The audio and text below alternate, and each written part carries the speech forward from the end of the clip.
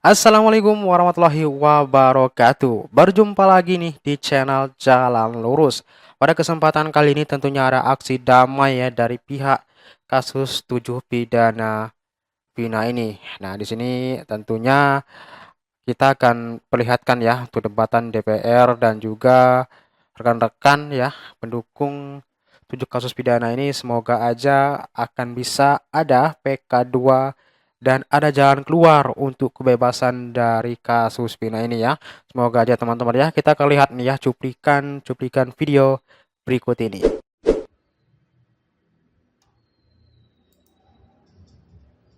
Assalamualaikum warahmatullahi taala wabarakatuh. Ini sebenarnya kasus sudah sangat lama ya. Dari Saka Tatal masuk penjara hingga sudah bebas. Terus Peggy Setiawan, Cirebon, yang sampai ditahan 1 bulan lebih. Tapi untuk 7 terpidana ini dan untuk kasus Vina Cirebon ini, kenapa sampai sekarang itu belum ada titik terangnya? Mudah-mudahan Bapak Presiden kita, yaitu Bapak Prabowo, bisa menuntaskan masalah ini, yaitu kasus Vina Cirebon. Mudah-mudahan 7 terpidana cepat terbebaskan. Amin ya Allah ya Rabbal Alamin. Ibu dan semua keluarga terpidana tetap harus berharap sama Allah ya, dan kami pastikan tim hukum DPN Peradi dalam keadaan tetap semangat. Dan jujur kalau saya pribadi punya keyakinan besar akan indah pada waktunya. Amin. Saya punya keyakinan. Kalaupun penolakan MA ini sudah kita hadapin, saya percaya rencana Allah tuh nggak ada yang mencelakakan kita. Ya, jadi kita tetap berdoa, keluarga berdoa, tim hukum akan tetap bekerja sesuai dengan apa yang harus kita lakukan. BAP ya, pada nomor 5 ya, BAP Rudiana pada tanggal 31 Agustus 2016 pukul 18.30 saat dia lapor ya. Orang yang pertama kali di BAP itu kan Rudiana, tidak ada yang lain. Itu pertama kali. Dan di pertanyaan nomor 5 ketika penyidik menanyakan siapa pelaku pembunuhan dan persetubuhan terhadap anak, Rudiana lantang di situ menjawab tertuang ada 11 orang, diantaranya adalah 3 orang DPO itu, Andi, Dani, dan Peggy alias Peron.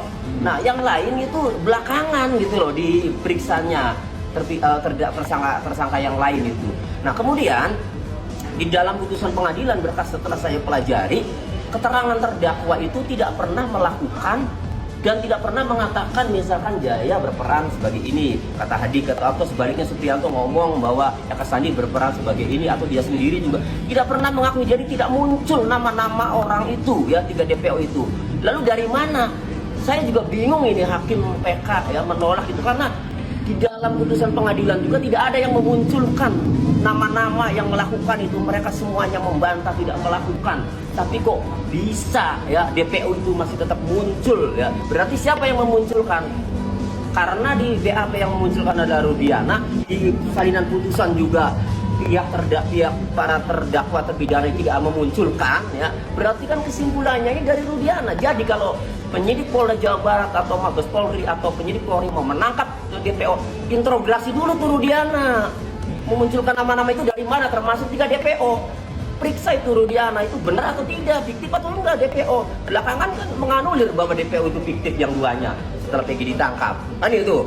Nah, jadi kembali itu Rudiana lah kuncinya itu. DPO itu benar atau enggak. Artinya persiapan dari kuasa hukum Peggy sendiri seperti apa? Ya, karena DPO itu ya Rudiana yang memunculkan ya, ini benar atau enggak ya, kami sih tenang-tenang saja.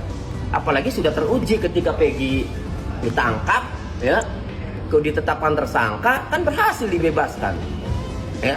Memang pra peradilan itu hanya memutus formal ya, penyidik tidak melakukan prosedur formal ya dalam menetapkan tersangka.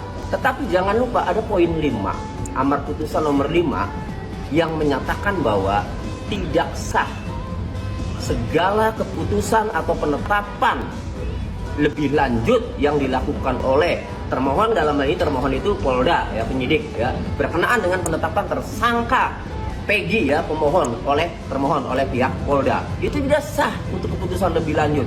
Nah, pendapat saya kenapa Hakim Tunggal Eman Sulaiman mengabulkan petitum itu seperti mengunci supaya Peggy ini tidak sah lagi ditetapkan tersangka sepanjang untuk kasus Pina. Kenapa?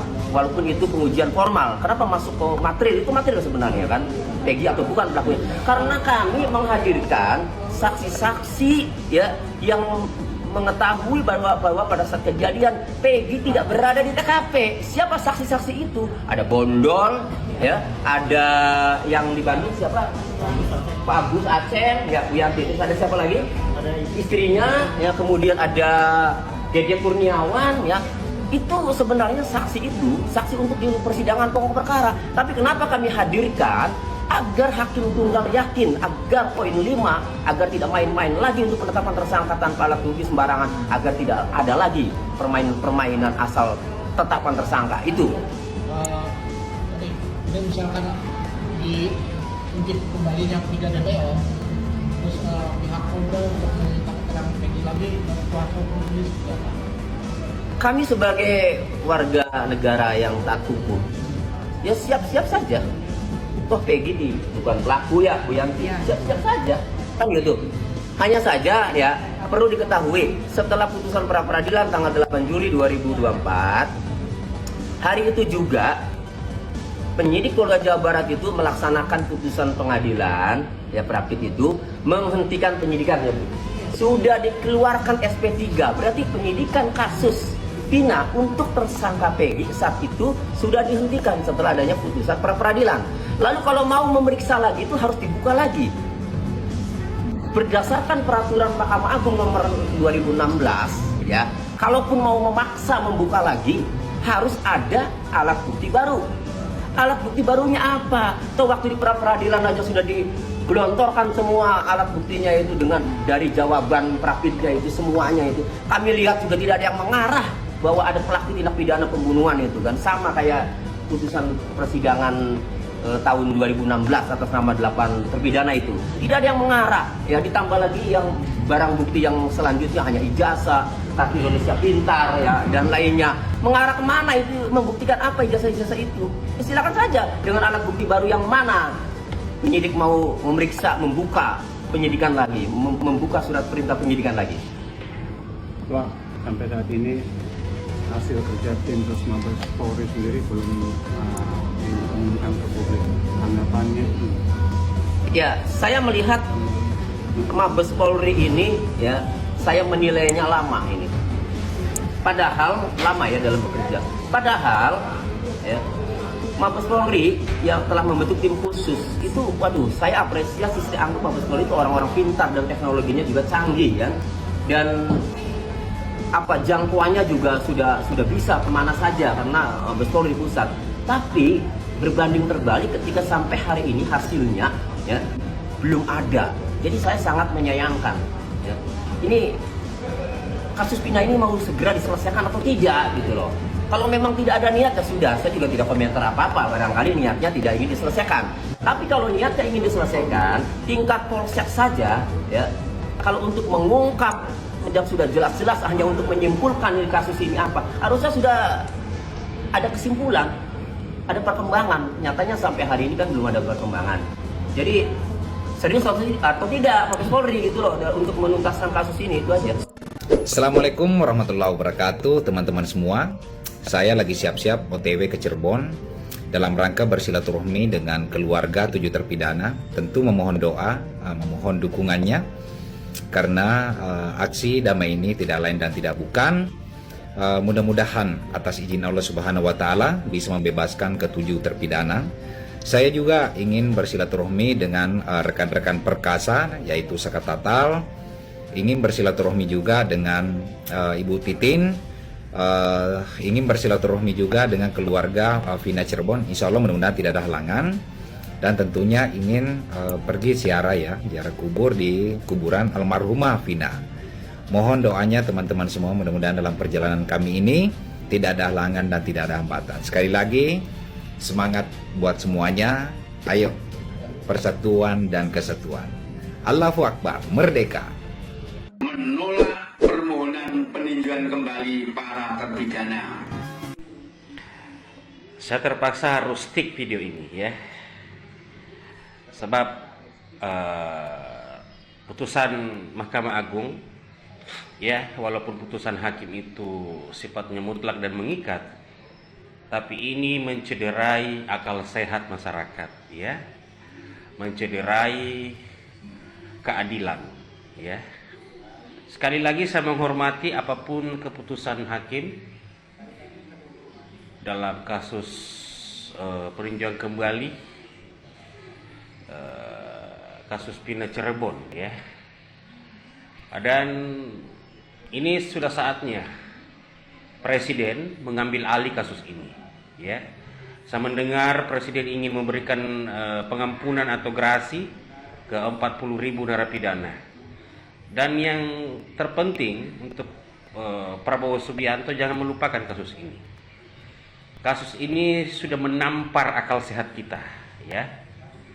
Jadi sekali lagi saya menghormati keputusan Mahkamah Agung, namun ini mencederai rasa keadilan masyarakat ya. Jadi saya harapkan kepada Presiden Prabowo Subianto untuk mengambil alih kasus ini, segera memberikan gerasi kepada ketujuh terpidana yang gagal dalam melakukan peninjauan kembali ya.